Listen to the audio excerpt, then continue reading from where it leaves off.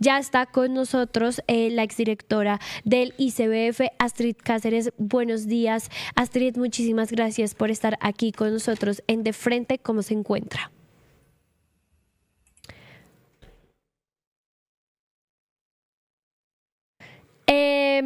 Astrid, no la estamos escuchando. No sé si podría, por favor, activar el micrófono. Hola, Ya, ahora ahora sí, sí. perfecto.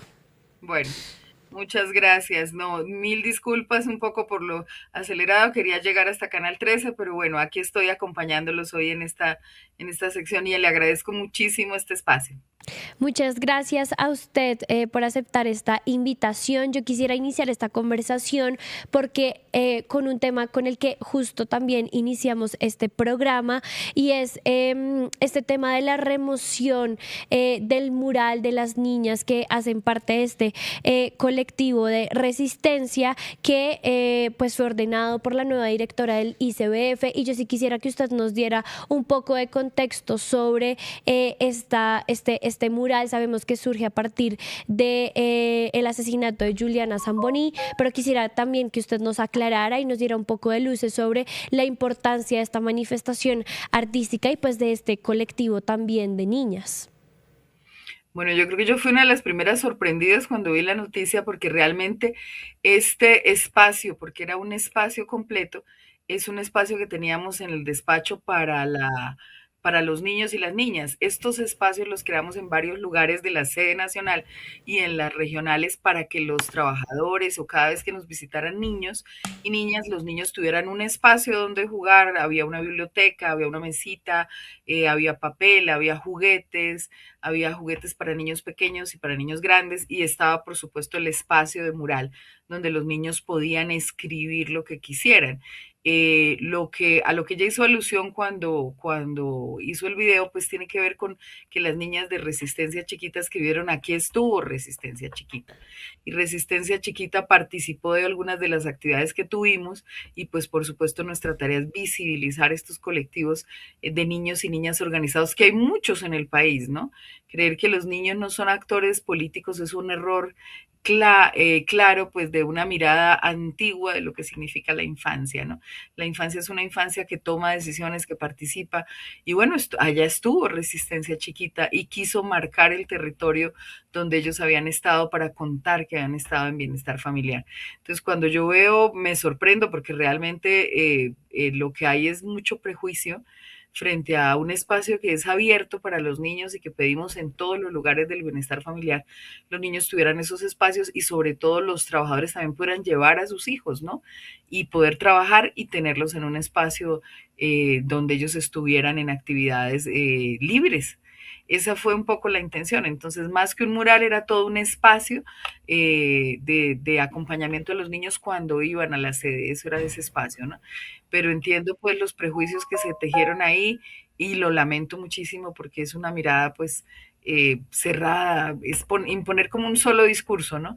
Y realmente ahí lo que había era pues libertad para los chicos. Y Resistencia Chiquita, pues básicamente es uno de los colectivos de niños y niñas que surgen frente a muchas causas. En particular, este colectivo surgió cuando el asesinato de Juliana Zamboni, y por eso cuando fue el día contra la violencia, de la violencia, ¿cómo es? Contra la violencia a las niñas, nosotros invitamos a Resistencia Chiquita a contar su experiencia, y pues son realmente unas niñas maravillosas, muy orgullosa de haberlas visto, conocido, y de que hubieran estado en el despacho y que pudieran acompañar también ser una muestra de lo que los niños y las niñas son capaces, ¿no? ¿Cómo era, exdirectora, la relación del ICBF con colectivos o con organizaciones como el caso de Resistencia Chiquita?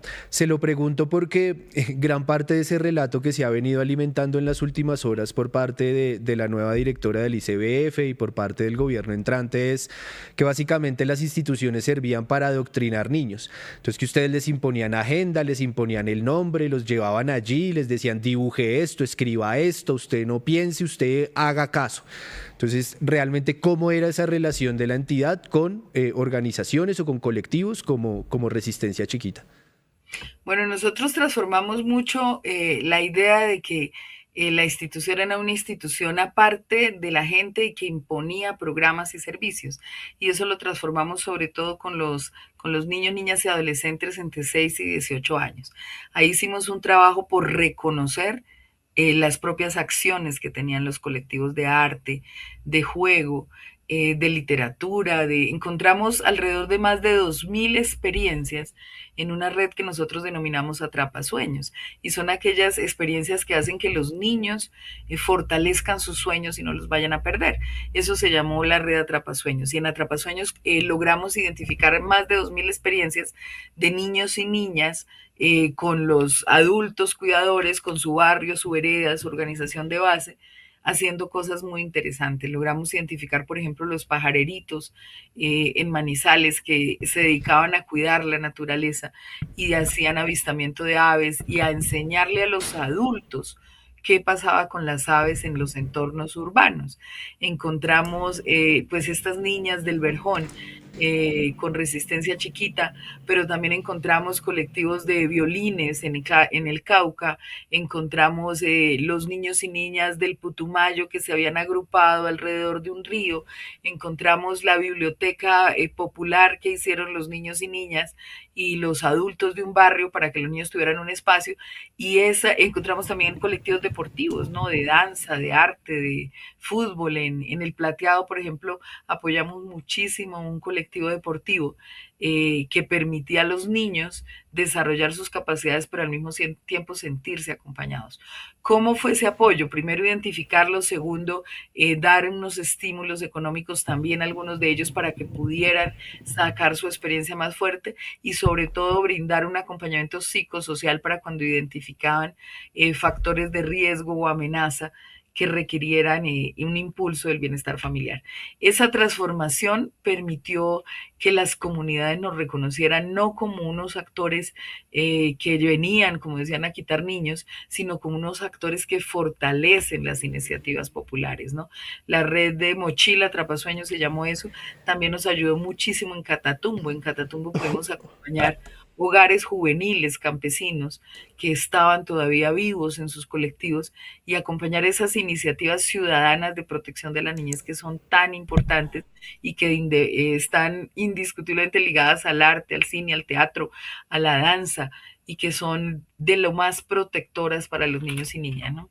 Sí, exdirectora, yo ahí sí quisiera preguntarle o que usted nos ayudara a explicarle o contarle a la audiencia cómo estas organizaciones de las que usted habla, que nos menciona, y estos procesos que tienen estas organizaciones, estos colectivos de niños y niñas, van más allá, por ejemplo, de una tendencia política, que es un poco lo que está sucediendo con este señalamiento que se hace desde la nueva dirección del ICBF, y es que corresponde a un tema político e ideológico que incluso se está llevando a los niños a incentivar o promover la violencia. ¿Cómo entender estas organizaciones más allá de este tema político o entender esa independencia que tienen estos colectivos de infancias? Diría yo, por encima de todo el debate ideológico que puede haber en el país. Bueno, yo creo que hay una respuesta clave y es escuchándolos, ¿no?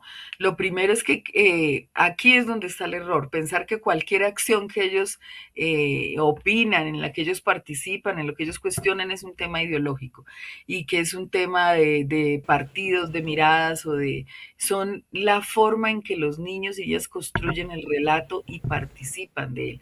Es decir, hay que romper esa mirada de la niñez como si fueran entidades puras, aparte, que no tienen nada que ver con su contexto. No, los niños son y han sido declarados sujetos de derechos, y eso significa que opinan, piensan, sienten, participan, definen y deciden. Por eso hay unas mesas de participación infantil en todo el país. Y ese a decidir implica escucharlos, entender cómo ellos están viendo las realidades. No son como decimos, hay que romper unos imaginarios frente a los niños que los han pensado como unas esponjas que todo absorben, o como una masa que se moldea, o como una planta que está creciendo. No, los niños son sujetos de derechos, son seres humanos humanos con todas las capacidades y van tomando decisiones y van participando, incluso desde muy pequeños, ¿no? Promover el diálogo, el debate no es un factor ideológico, al contrario, es hacer crecerlos en la opinión. Yo creo que el error está en pensar que cualquier opinión de un niño está ideologizada. Escucharlos a ellos y entender cómo ellos están manifestando es clave. Hay que escucharlos desde todos los ángulos. Y por supuesto que sí hay marcos ideológicos, religiosos que los han utilizado, que los han cooptado. Sobre eso hay que tener mucho cuidado con esos discursos en los que, digamos que manipulan su participación. Hay que entenderlos, cómo entienden ellos el mundo, escucharlos y a partir de eso impulsarlos. Casi que los adultos lo que tenemos que hacer es brindar espacios y entornos para que ellos puedan expresarse sin miedo. Aquí lo más importante es que no tengan miedo a expresarse, que no sean condenados por su opinión, sino escuchados en su opinión. Y creo que eso es lo que hemos intentado, lo que intentamos hacer siempre que participamos con los niños y las niñas. Ahora, si fuéramos más allá de la escucha, a la acción y la toma de decisiones, ese es un escenario ideal, porque muchas veces los niños tienen soluciones que los adultos no alcanzamos a ver, pero nuestra mirada superior sobre ellos hace que no logremos involucrarlos de manera profunda en la toma de decisiones.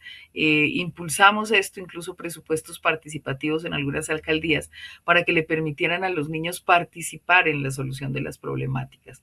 Como decía Tonucci, es mucho más seguro un espacio público, una toma de decisiones si los niños participan y si participan de esa manera libre. Yo creo que los entornos, tanto de los de resistencia chiquita como los de muchos niños, son entornos que les han permitido la libertad de opinar sobre lo que ocurre y de no quedarse en la opinión, sino de participar desde sus propias lógicas, ¿no? Es una mirada distinta a pensarlos como unos seres humanos para el futuro, es pensarlos en un presente, es decir, si hoy quieren hacer arte, hoy deben ser artistas, si hoy quieren ser ingenieros, hoy debemos acercarles la ingeniería a sus manos, es la capacidad de darles un presente lo que hace la diferencia, ¿no? Y por supuesto, quitarlos de nuestros debates de izquierdas o derechas. Ellos están muy preocupados por el clima. Si la acción climática les está afectando, ellos pueden manifestarse y eso no significa que estén siendo instrumentalizados, significa que están leyendo lo que está pasando en el entorno. Y por supuesto, ser escuchados y ojalá ser escuchados con capacidad de decisión sería lo clave, ¿no? Yo quisiera preguntarle, un poco pensando en el futuro inmediato, en lo que puede venir. Su merced mencionaba una palabra clave en su respuesta anterior y era la de los entornos. Yo recuerdo que desde hace muchos años el ICBF y otras instituciones, organizaciones que trabajan con infancias y con adolescentes hablan de los entornos protectores, como para referirse a esa red de cuidadores y de cuidadoras que pueden ser instituciones, organizaciones, liderazgos, incluso empresas, que prestan las condiciones materiales, culturales también para el desarrollo y la protección de las infancias. Pero entonces me pregunto yo ahora, ¿qué puede pasar si en una institución que es primordial para crear y mantener esos entornos protectores como lo es el ICBF, lo que están recibiendo, por ejemplo, para el caso de resistencia chiquita es prejuicio, estereotipos, ninguneada, porque también es ningunear las emociones que llevaron a Antonia, me parece que es el nombre de la niña que fundó Resistencia Chiquita, ninguneándola por debajeando su manera de ver el mundo, sus emociones. Entonces, ¿qué va a pasar en el futuro cuando el ICBF, insisto, actor fundamental en esos entornos protectores, pues no protege? Bueno, esa es una pregunta compleja, porque definitivamente la lectura la hacen casi que ellas mismas, ¿no? Ellas y bueno, yo creo que los niños son una fuerza maravillosa y la adolescencia es una fuerza maravillosa que todavía la sociedad no ha visto con todo su poder. Hace poco tuvimos un encuentro de adolescentes en la sede nacional, que fue maravilloso porque vinieron de todas partes del país, además muy incluyente porque venían chicos de diferentes condiciones, algunos con discapacidad, otros de diferentes culturas, y poder interactuar desde la diversidad y el respeto y verlos con esa capacidad, ahí sí política, que es diferente a esos marcos que quieren encasillar la política como la politiquería o lo electoral. Verlos actuando políticamente, tomando decisiones es realmente maravilloso. Creo que ahí nos ha hecho falta entender que que la adolescencia no es una franja donde adolecen de algo, realmente están tomando decisiones. Y esa es una cosa fundamental para entender cómo proteger a los niños y las niñas, ¿no? Yo creo que hay que superar el discurso, pues, un poco oscurantista de lo que significa la infancia, de lo que significa protegerlos y darle paso a una institución que crezca realmente dentro de una mirada amplia de lo que es la niñez y lo que es la familia, ¿no? Eso ha sido la clave como humanidad. Sobrevivimos gracias a la diversidad y devolvernos a una época en que el instituto creyó que la protección de la niñez significaba pues la época de la posguerra, el internado, el no dejar a los niños entrar en contacto con las realidades, pues sería un error difícil de superar, porque perderíamos demasiado tiempo y seguramente los niños se alejarían de este poder que hemos tenido acercándonos a ellos. Entonces se volvería una institución pues entre caridad y beneficencia y no un modelo adecuado a la garantía de derechos que significa es reconocer a los niños como sujetos de derechos, reconocerlos en un contexto, en una cultura, con una comunidad, con un barrio, con unos adultos que son su sistema comunitario de cuidado. Y es hacia allá donde habría que enfocar realmente una institución que le diera respuesta a los niños y las niñas. Es un error porque la dejarían sola frente a unas acciones muy grandes. Hoy deberíamos estar como institución, debería estar la institución allá en los albergues acompañando a las familias. Hemos visto muchas gestantes y no poder actuar con el poder institucional que eso da, pues es complejo porque la sociedad civil hace muchas cosas, pero la institución podría actuar de una manera más cercana a lo que está pasando hoy. Yo he visto con sorpresa que, por ejemplo, el tema de la palabra emergencia no tiene el mismo rigor con que a veces la tomábamos nosotros. Para nosotros una emergencia no significaba que pudiera pasar un puente y no pasara nada. Al contrario, tenían que ocurrir cosas en beneficio de la gente cada hora en la que estamos en emergencia, ¿no?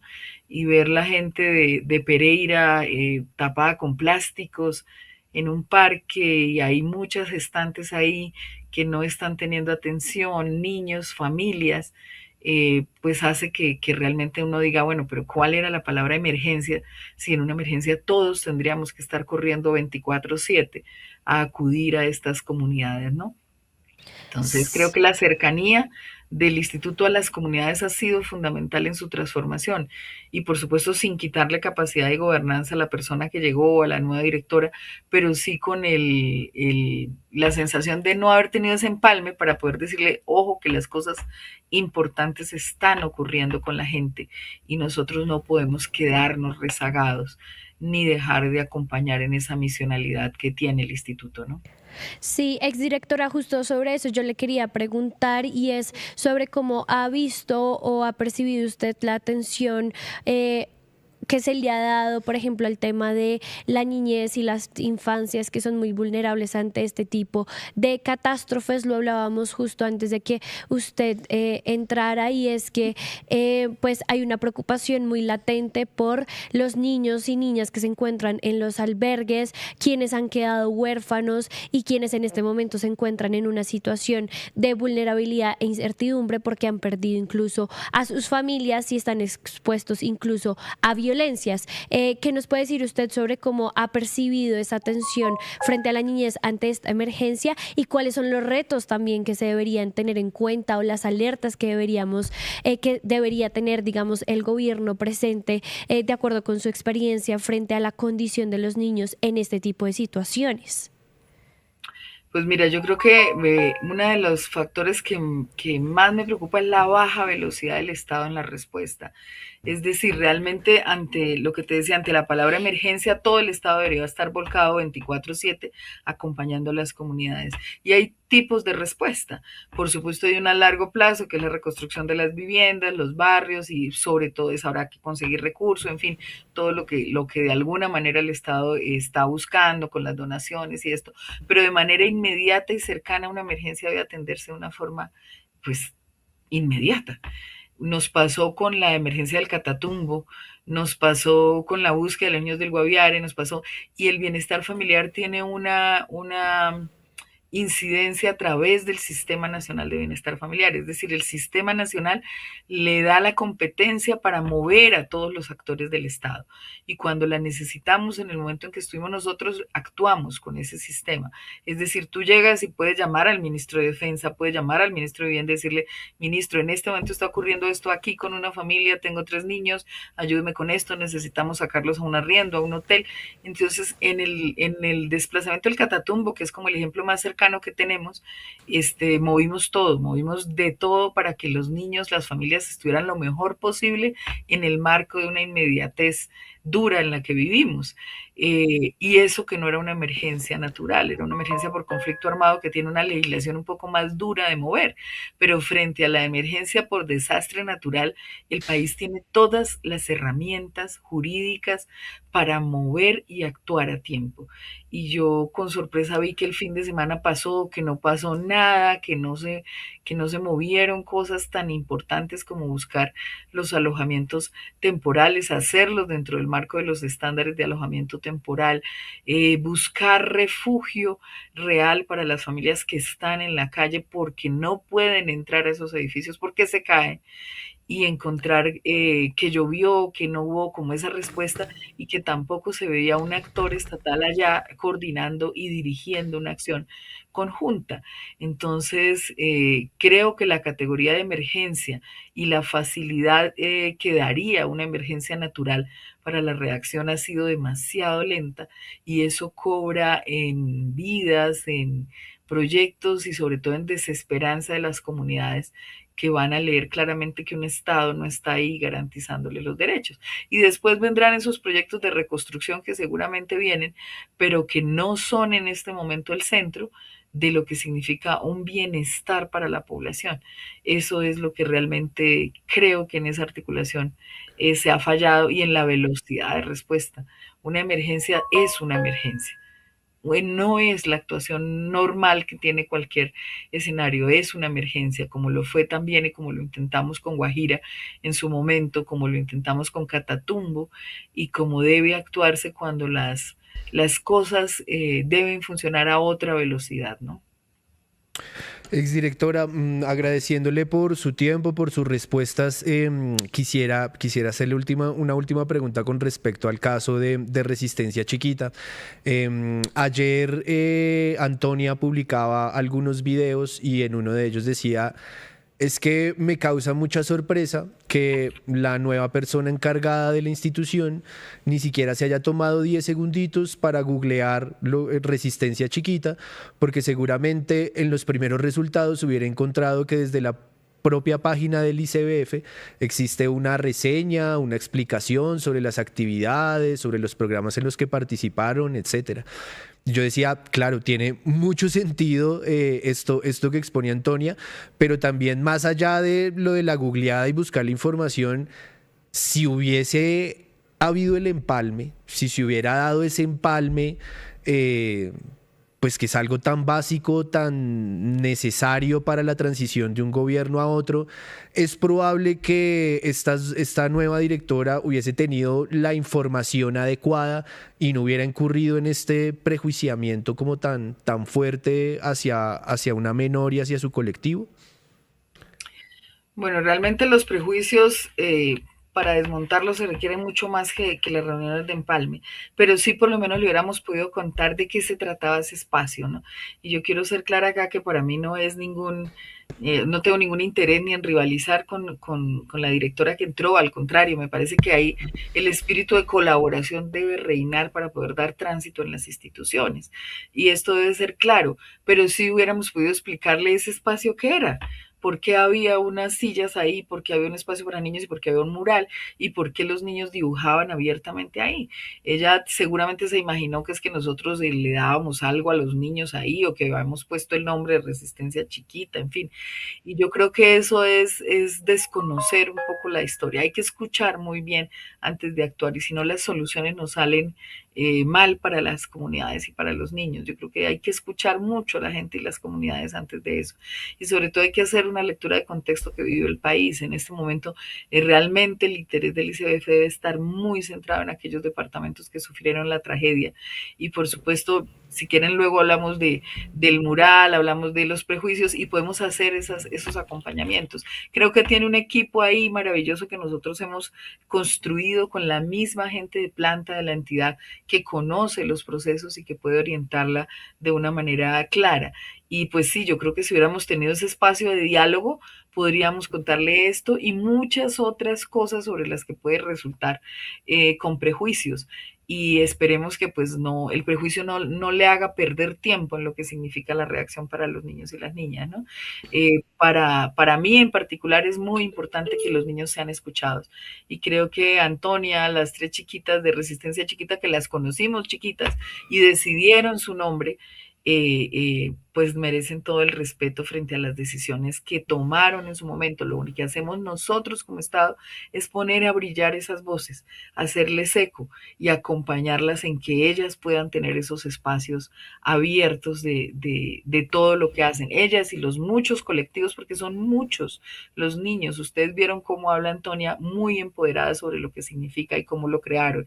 Pero también está la niña de Florida Blanca con sus temas ambientales, también está, o sea, hay muchísimos niños y muchos adolescentes con una opinión muy válida en la que nosotros no podemos invalidar lo que están pensando por tener prejuicios sobre los nombres o sobre la forma como se denominan, ¿no? La forma en que la adolescencia está creciendo es una forma bastante libre y así debe ser, porque la libertad nos fue dada para eso, para poder intervenir los entornos, actuar y pues ser mejores seres humanos. Y creo que ellos lo han demostrado con su capacidad de agenciamiento sin que nadie les dicte el discurso, sin que nadie les adoctrine. Ellos son los que en realidad nos están mostrando a nosotros una ruta que deberíamos escuchar, ¿no? Sí, pues muchísimas gracias, exdirectora del ICBF, Astrid Cáceres, por estar acá, por aclararnos el panorama, darnos luces también de cómo se debe leer, entender y apoyar, respaldar, incentivar las iniciativas, colectivos, organizaciones de niños y niñas en el país. Muchísimas gracias por estar aquí en De Frente. No, a ustedes por la invitación y por supuesto un saludo muy amoroso a Resistencia Chiquita, todo el respaldo, todo el protagonismo y toda la honra para esas niñas tan poderosas. Claro que sí. Pues bueno, muchísimas gracias. Ayúdanos a seguir con nuestra labor periodística a través de nuestro NECI 310-779-3518. Lo hiciste artísticamente y lo hiciste con las víctimas, que eso es un mensaje a dar. Caminamos juntos, todos con el progresismo por las calles defendiendo el plebiscito por el sí. ¿Cuál es la capacidad de generación de vivienda? ¿Los subsidios para quién son? Diciendo que le vamos a quitar los privilegios a los políticos. La política no descansó este fin de semana. Con estos personajes señalados por corrupción. Sí, señora, sí, señores. Llega la central. Este espacio semanal que hemos concebido para reflexionar sobre asuntos coyunturales. Allí vivía la familia de Pablo Escobar Gaviria.